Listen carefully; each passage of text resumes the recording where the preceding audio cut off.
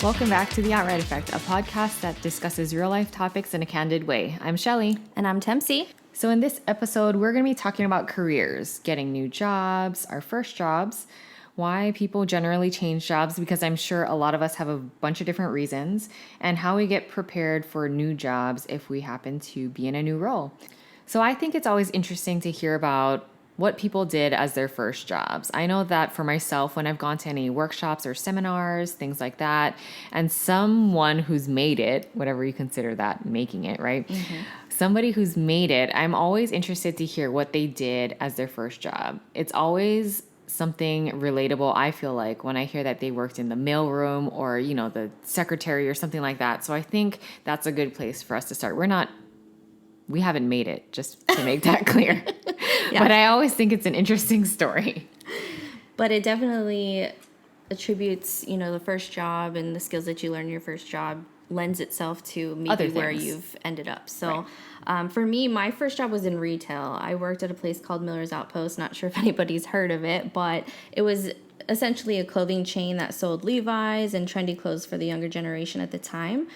They rebranded as Anchor Blue, if that makes more sense to people, but they're no longer in business. But I got a job as soon as I was legally able to. My mom started to trying to instill in me some of the things that she learned when she was younger, that, having that responsibility and paying things like she started to charge me $150 in rent just to start to get me ready for that idea. I had to pay for anything extra that I wanted to buy, clothes. She just took care of food, toiletries, things like that. But she really wanted me to prepare for real life. So I got a job as soon as I possibly could. I had a work permit at like 15 and a half or something like that. And I started working there. And I was so dedicated to working that I really wanted to be a manager. So as soon as I turned 18, I asked if I could interview to become a manager, and I did. But before I became a manager, actually, they were cutting hours every once in a while. So in the summers, I would get a second job, like 31 Flavors. I got a second job at 31 Flavors for a little while, and Staples. I got a job there for a little while. I was really ready to work, I guess.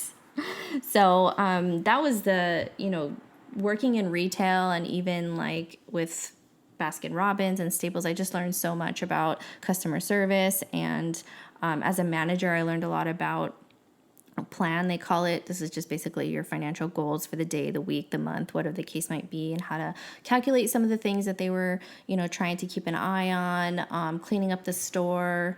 But being a manager in retail that young, didn't really teach me leadership skills per se. That's something that I did learn later on in life. But it was just interesting to work in retail and get a good idea of how customer service works, how having guests come in and interacting with them. It was definitely interesting. I'm sure. Hey, I have a random question for you. So do you remember what you did with your first paycheck, or what was your concern with your paychecks? Was it like that time where you're saving up for your first cell phone, like that kind of thing? Actually, no, I don't remember saving up for anything, although I do have a pretty bad memory.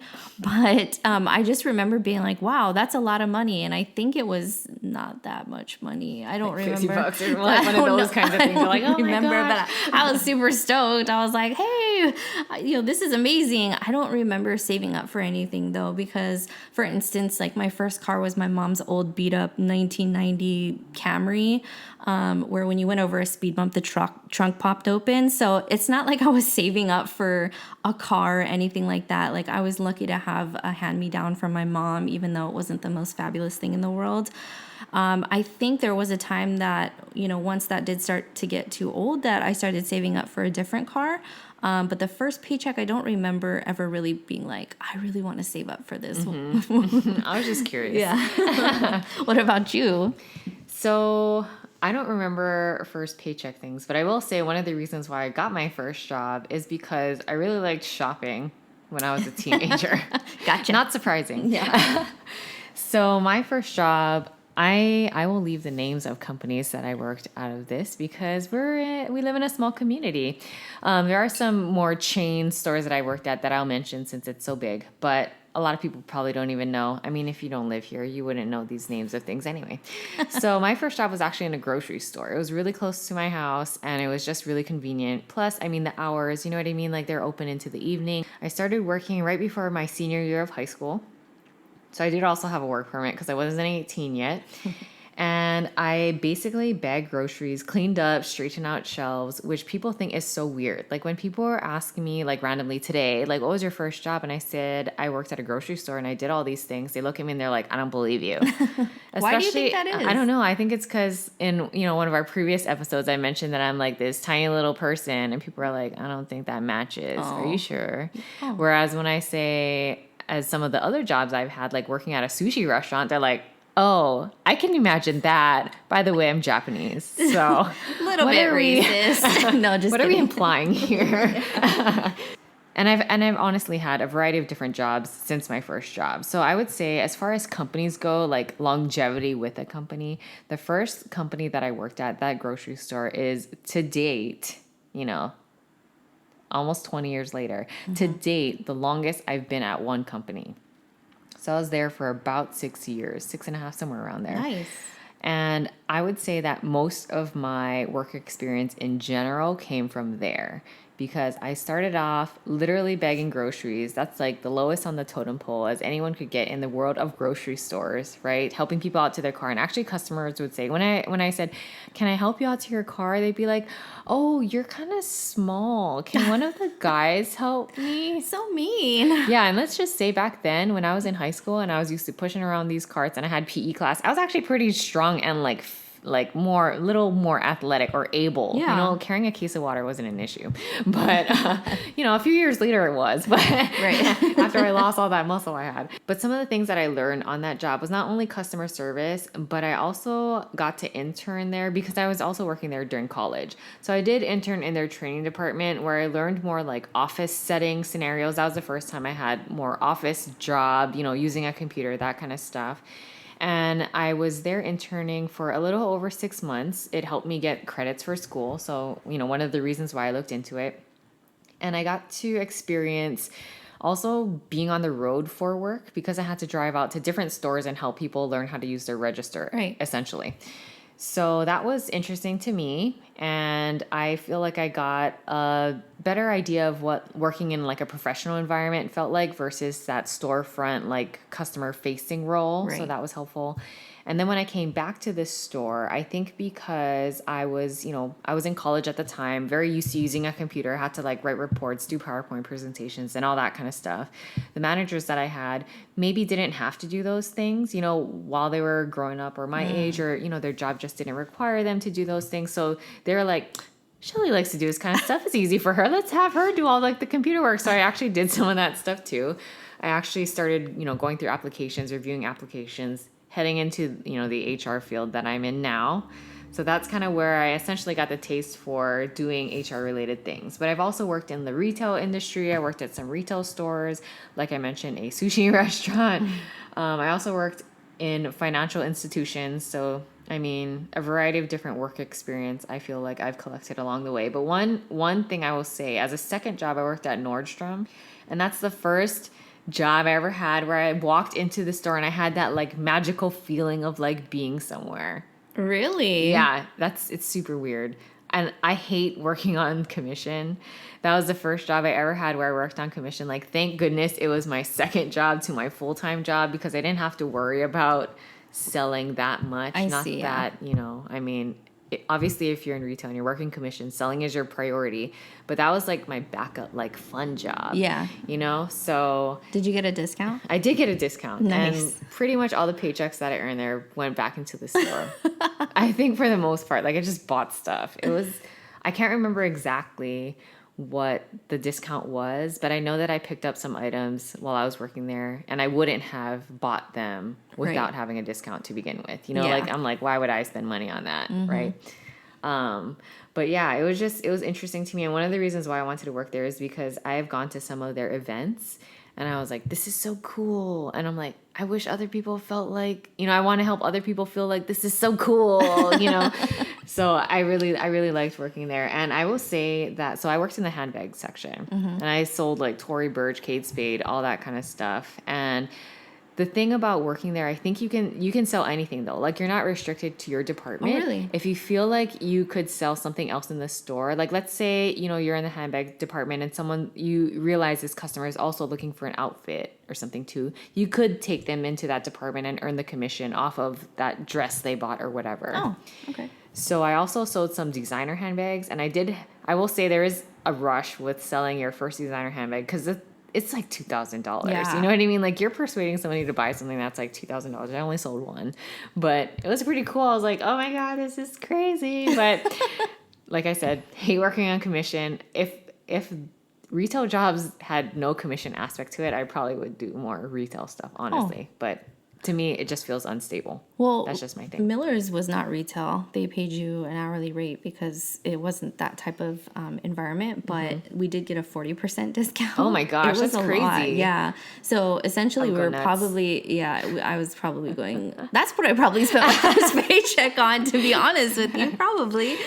Because you got to see everything that was coming in the door. We did. Before it went out. Yeah. We reset the entire store. When new things came in, we were there to bring them in and get them on the racks and everything. So we got to see everything. I also got to work at a computer company where I learned a lot of those office skills, professional skills. That was my introduction to Outlook, so that's extremely beneficial to what I do even now. After the computer company, I went back into retail as a manager, and then I actually got into a law firm as a paralegal, not like a certified paralegal, but I was just doing paralegal work. And then from there, I decided to move to Las Vegas to go to school. And as I was going to culinary school, about a year, I was working from home for that law firm. So that was a cool experience, being able to work from home, kind of managing your own time and being responsible for still getting stuff done, even though you're going to school and your boss is not right there. And then I decided to get into the industry I was going to school for. So I was in the retail or the restaurant industry for about 5 years before I moved to Hawaii. So a lot of like really good experience. Honestly, in my opinion, everybody should be required to work in the restaurant industry for at least 2 years. It's very humbling. I think one thing too that you mentioned kind of, as you reflected and realized talking right now about maybe your paychecks went back into the store that you worked at the time. When I was working at the grocery store, I was thankful that there was nothing there that I wanted to buy so that I could actually save the money or do something else with it, which was buy clothes. But but I was like, you're there and you're just surrounded by groceries. What do you like? Maybe I bought like a soda or something like that, but I wasn't spending a ton of my money and putting it back into the store. But it's also really convenient for your parents to be like, hey, can you pick this up before you come home? So I was like the, courtesy delivery service of my household too. I was just going to ask you that. Well, let's get into why someone might change jobs. Sure. I think there's a variety of different reasons. People might change jobs, like maybe it's just not an organizational fit. The company that you're working with or working for is just not resonating with you. For me personally, I haven't experienced that per se, but I will say in the past that I have decided to search for new jobs because I expected more out of myself. Like the job just wasn't giving me what I needed. For example, when I worked at the grocery store, even my managers at the time when I was quitting, because I was there during college, so once I graduated college and I told them, hey, I'm finding a new job elsewhere, like a full-time job, they were pretty much expecting me to go. You know what I mean? Like They weren't trying to get me to stay. They knew that I was going to college for something. And so kind of, I could have stayed there, maybe moved to other things if I had wanted to, but that's kind of what I mean by, you're in a role, and I wasn't expecting to work in a grocery store for my entire life. It was a good company to work for though. So, anytime that had come up maybe in other jobs where I just kind of felt like, and I had voiced my opinion a few times to managers, like, I'm looking for more difficult work, something harder. And if they just couldn't give it to me, and like lots of time had passed, and I kind of realized like, I don't think there is anything that maybe they Right. could give me, or I'm not sure if I'm going to get the skills that I'm wanting to get out of this job, or learn things, or dive into things that I'm wanting to do. Once those kind of things became more clear to me, I was like, probably time to move on. Yeah. So those are reasons why I've moved on from jobs in the past. But I will say that I think with any job that I've had, there were takeaways that I could take with me. You know, like maybe I wasn't getting what I had wanted to get out of it, but other things showed up, or different things Absolutely. you have to work on, and then you're kind of like, I am actually leaving with some experience Absolutely. that And I wasn't planning on, but that's why I still say good. like the restaurant industry, that's why I feel like people should work there at least 2 years out of their life, because you get that customer service experience where you really have to cater to your table, read your table, understand what they're looking for. If they're there on a date, leave them alone, right? If it's a bachelor party, get them some shots, like have fun and make it really exciting for them. And that's where I learned to read my audience. They give you immediate feedback on the check, right? Like your tip is your immediate feedback as to how you did for the most part. This was in Vegas, so we had a lot of people from different countries coming, and they had different tipping cultures, I guess. Stuff Yeah. they're used to, yeah. Yeah, exactly. So sometimes that came into play, but also time management, right? Like, huge thing that you have to learn there. Don't just go to the kitchen for one thing at a time. If you have one thing from each table that they want, go to the kitchen, get it all at once. It may seem like common sense now, but when you're younger, you don't think about things like that if nobody's taught you or pointed it out to you, right? Another big skill from the restaurant industry is carrying more than one thing. And I'm not just talking about plates. I'm talking in general. Like, I can carry 2 to 3 things in my left hand while I carry something else in my right. And that really helps when you have kids, let me tell you.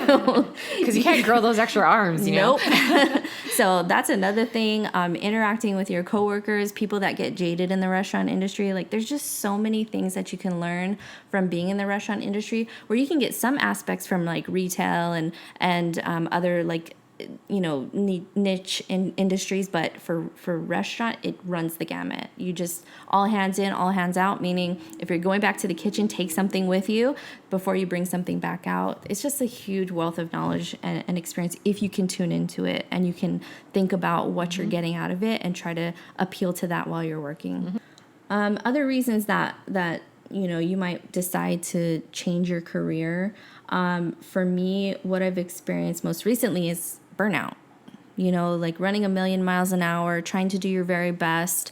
Maybe the company is moving in a quick direction and you don't set your boundaries, you don't hold your boundaries, or maybe new priorities come into play, like having a child. Your focus now you're split up in 8 different directions. So your focus now has to primarily be on your family. And, don't get me wrong, you can still work and do all those things and being an amazing woman. But at the same time, like, you have to figure out where you're going to put your focus. And burnout is definitely what has happened to me in the past. So that's something where I needed to practice to hold in my boundaries, and I needed to practice reprioritizing and figuring things out. And, it's not the company's fault, or, it's 2 sides to the story, right? Like, I could have done something, maybe, the company could have done something, but it was just a really good idea for that point in time for me to kind of part ways. I also think, generally speaking, that sometimes people are searching for more fulfilling work. For example, they might realize that they prefer to do work in another industry or for a company that has values that align with theirs. So, maybe for example, something that's like a hot topic now is something like environmental. So maybe people want to start nonprofit organizations or work for a company that is helping to reduce waste or whatnot. That might be something where, a person who's coming from like an office job where they're like a secretary or something, and then moving on to this other company because, that's something that they're trying to incorporate in their lifestyle. People could potentially move jobs because of reasons like that too. Yeah, definitely. I think that going back to the purpose piece, right? If you're looking for your purpose and you want your new job or your profession in general to align with what your values are and what your purpose is in life, then that's definitely something to consider if you do know your purpose. So something that I have been finding really interesting lately is how people have been finding new opportunities and how much risk I'm perceiving that they are willing to take. So this, for us, maybe right now in this podcast conversation, but also for myself as I'm working on personal projects, are mainly focusing on influencers. So influencers who are really putting themselves out there, becoming extremely successful, and like what is behind that. Obviously I can't ask them, I don't know any of them. But I guess like my perception on this is that influencers out there who are becoming really successful are more willing to take risks and not be afraid or shy about sharing their work with others because it's something that they're so passionate about. So that's something that I give those people out there a ton of credit. And it was so funny because I was having a conversation with somebody about a particular channel that we watch called Amanda H. Lee, this girl who does bullet journaling. And someone's just kind of like, wow, she's so talented. She puts herself out there. I can't believe she's so young and successful. And I was like, well, there is something to that. And my point was that, you know, certain people, they don't mind putting themselves out there. Like, that's not the issue. They're not trying to work through this hurdle of like, oh my gosh, someone's going to judge me. Or maybe they are and they're just not showing it. But regardless, they're putting it out there. So that means they got over that somehow. Like, click that button, let it happen, right? And now they're reaping the benefits, essentially. Or they went into it thinking that the benefit was worth the risk. Right. Who knows? Or maybe they weren't even thinking anything like that. They're just like, I really like doing this thing and I just want to put it online and I don't even know what's going to happen, right? But they were possibly brave enough, or they weren't worrying about these things that maybe for us or myself, I should speak for myself and not everybody, but for myself is a boundary that prevents me from doing something like that, you know? So I give those people a ton of credit because they're the ones who are really changing kind of like the landscape of jobs and being an entrepreneur nowadays. I feel like that's just, I mean, my opinion. But. Yeah. And I think that influencers in general, like when you say that the word influencer, there is some sort of negative connotation, towards that today, but there is something to putting yourself out there, and not a whole lot of us are willing to do it. You know what I mean? And so, I do definitely, appreciate that aspect of what they're doing. Some of the influencers out there, you know, their content is not something that I'm really, you know, gravitated toward. I don't gravitate towards it, but at the end of the day, like, they're still putting themselves out there. Whether I agree with how or why they're doing it, it doesn't matter. But I wish I could be that type of person who could just put myself out there. There is a barrier that does get in my way personally as well. So I think the reason why I want to mention this topic or this, you know, thing that I've observed is because that is kind of tying to that finding fulfilling work aspect, right? These people are finding things that are fulfilling them because of the risks that they allowed themselves to take. And that's kind of where I sort of like see myself in them in a way where it's like, hey, I'm looking for something fulfilling to do, granted more of a hobby in a sense, right? And if something happens, then great, but it's not necessarily my goal. And I think a lot of people go into it with that mindset as well. So for myself, you know, creating a YouTube channel and trying to see if something can be done with that, you know, kind of getting out of my box and like doing these things that I'm seeing other people doing, I'm fingers crossed, hopefully it does something for me in the long run, but you know, I think there's still time before I see anything come out of it. Yeah, but I think you can also apply that to getting a new job in the, you know, corporate arena. It doesn't have to just necessarily pertain to influencers. If you're putting yourself out there and you're taking a little bit of risk in the corporate arena too, because some people, they may not get to that point at any point in their lives where they're really willing to put themselves out there. But if you're willing to have a little bit more courage and take a little bit more risk, maybe there's a new industry that you can jump into that you know is more interesting to you, or you feel like you'd be happier at because it surrounds itself around things that are more, you might be more passionate about. Right. Yeah. So I think the influencer subject still applies to those who are not necessarily trying to build their own YouTube channel, right? It's still applicable. So let's say you found a new job, you're jumping into a new role. What do you do to prepare, and what do you do day one? So I'm going to answer this question in two different ways, I feel like. Because one, I guess if you are going into the route of becoming an entrepreneur, doing something on your own, there may be a little bit of differences between that and you actually getting a job at an established company, right? So like for my thought is that, you know, when I first started doing like my YouTube channel, I had to figure it all out from the ground up for myself, right? There's no playbook on like what to do in these kinds of situations. So for anyone out there who's, you know, learning something from scratch, maybe be a little bit more patient with yourself on the learning curve or things you might encounter, because you don't know if it's a first time experience, what is actually going to happen, right? So I think that's something where for myself in, creating a YouTube channel, it was just kind of like whatever. But knowing what I know about myself, kind of preparing myself in that kind of way, knowing that spreadsheets help me, or making notes in a document or something like that, just to keep me on track, writing out a schedule, that kind of stuff. Those are things that I know from my current work experience, like how do I get things done in general, kind of, doing that sort of self-reflection thing before you jump into something that's totally new. Are you kind of saying like your way of staying organized? Yeah. Yeah. So my way of staying organized, or like brainstorming, or sort of like I think it just kind of depends what you're doing, because there is still method to the madness, whatever madness you're getting yourself into. So I think in some of those ways, like knowing that I might need to make a schedule for myself or something of that nature to keep myself on track, and knowing that I also don't have a manager that I can ask for guidance, and having to ask myself those questions. But generally speaking, when I have gotten a new job, some of the things that I consider are the commute. Granted, a YouTube channel, I don't need a commute because I'm just setting this stuff at home up, right? But right now in the role that I work in, this is the farthest commute I've ever had in my life, and also like figuring out parking, because I've always worked at places that had a free parking lot right outside. Yep. It wasn't covered, it wasn't secured. You just kind of drive right up in there, and the building's like right next to it. So this was kind of like something that I really had to think about when I got the job that I have now. And I also thought about this during the whole like application process, because I knew where it was, it wasn't, so I went in knowing, and kind of like thinking like, oh my gosh, if I get this job, what am I going to do about it? So for myself personally, I don't feel like I bring a lot of personal things into the office, but that's just me. I think it's just because, I don't know, I don't want to like lug it around or whatever. Or like decide where I'm going to put it, or have it like take up space that files might need to take up. Anyways, this is getting like, don't look at my desk, anybody. It looks terrible right now. But Tempsy, what are things that you do in your desk space to help you feel more comfortable with being at work? So clearly I don't do anything. You're already comfortable naturally.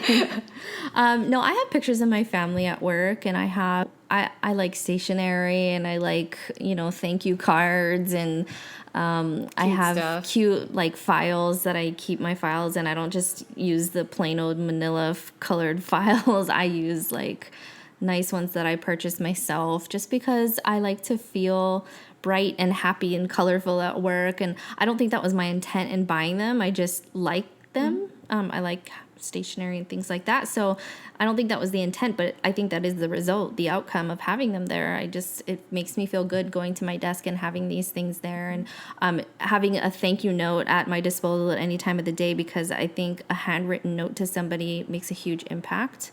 So I like to have those on hand all the time. I have a lot of pens, probably too many. Yeah, me too. But I do get a lot of excitement around preparing my desk area, getting myself organized. And at the end of the day, once I'm kind of ready to go, I actually put everything in its place so that when I come to work tomorrow, it's, clean and ready to go, and I can just get started preparing for my day. So another random question I have for you is, okay, so you know how there's that whole back to school thing? Like sometimes people get new clothes, or they get a new something. When you've gotten new jobs, have you done any of that sort of prep before day one?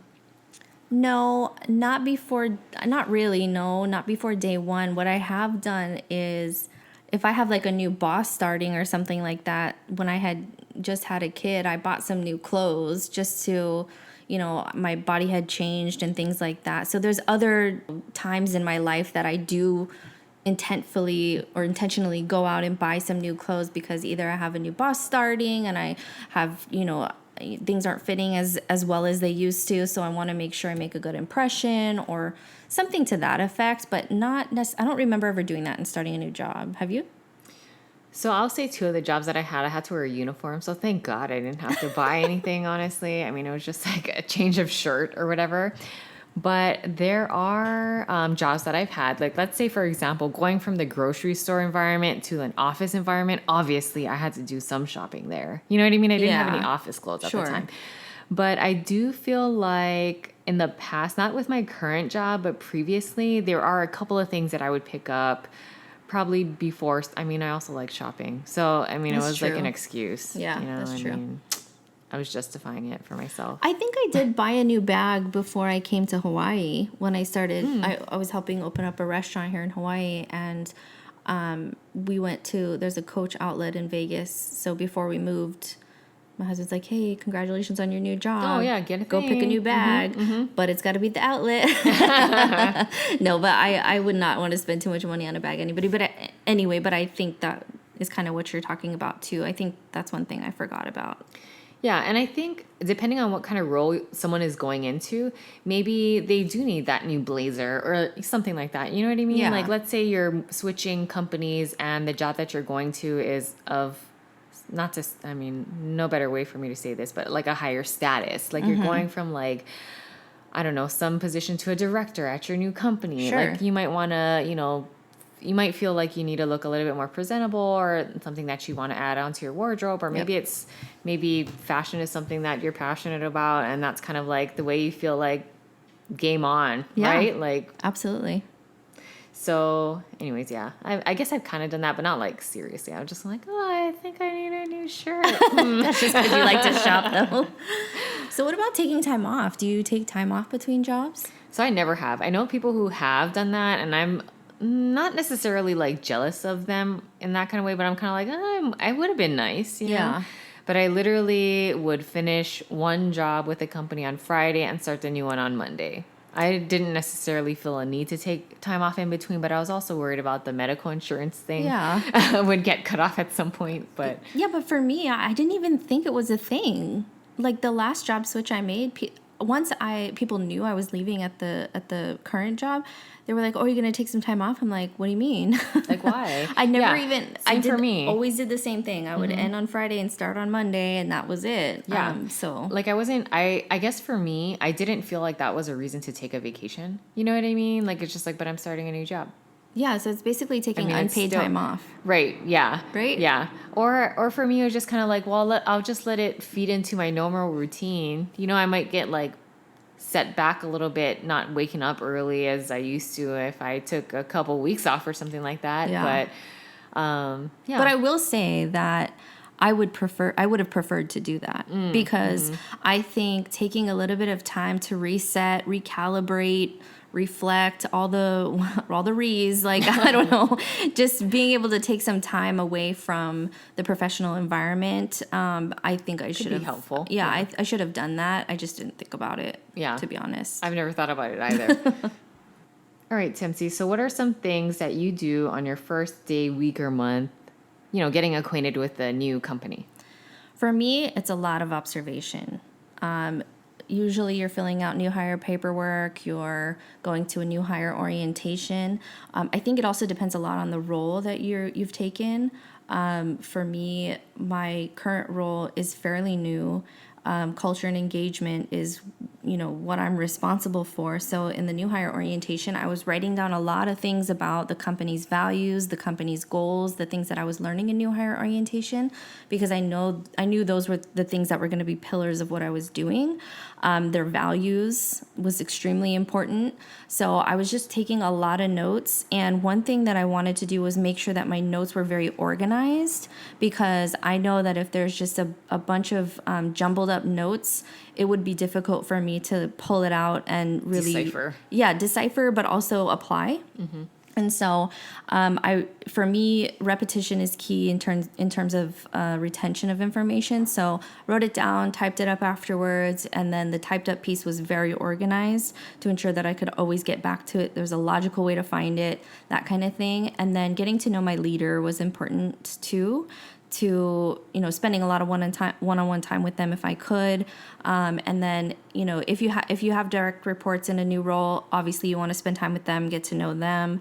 I also think that getting organized in your desk, that's exciting to me, but I think it's important too. You're not going to know everything you need to know in order to organize your desk in the very beginning and organize your email. That's going to take time because you don't know what kind of emails are coming in. You don't know what kind of files you're going to have to keep. It's going to take time. So I just try to do those things, learn the values mission, and try to get organized, honestly. Yeah. What about you? I think for me, just based on the jobs that I've had leading up to today, I guess I'll say it that way. my role is a function of other roles within the same department. You know what I mean? Where like other parts of what other people are doing flow through me at some point in time. So getting to know what my other coworkers do who don't do the exact same thing as me, but are part of that puzzle, like the bigger picture, for me was really important so that I know I have a better sense of timeline wise, like deadlines that need to be met. I need to get this done because then it goes to so and so, like that workflow kind of thing. Yeah. I think from the get go was something that I focused on a lot so that I could kind of figure out what's going on in my day or like what are things that I need to set as priorities. Yeah, that's definitely important.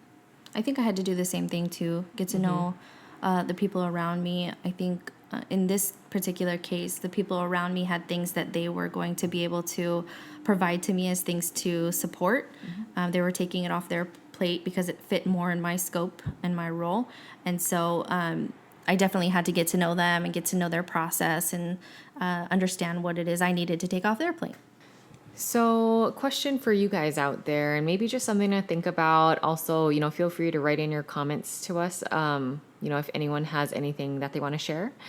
But, after hearing this conversation that we've been having about moving into new roles and maybe reasons why people do that, might there be anything out there that someone is thinking about moving to? Like, let's say, for example, maybe you're at your current job right now and you're thinking like, hey, I really want to start this new company that does X, Y, and Z, or, work on this passion project that you've had just kind of like sitting on the back burner, maybe just because you couldn't, even whether it be a job or a hobby or anything. We would be curious to know, some of the things that you guys are thinking about out there or considering doing with your career. Yeah. Also, if you feel like you're doing fulfilling work right now, that's something that we'd like to hear about. It's always interesting to hear if people out there are doing like purposeful work that is super fulfilling and exciting to them and why. I think that would be interesting to hear as well. So, well, that's it for us. Thanks for listening to this episode of The Outright Effect. You can find us at theoutrighteffect.com, on social media at The Outright Effect on Instagram and Facebook, or email us at theoutrighteffect@gmail.com. See you guys next time. Bye.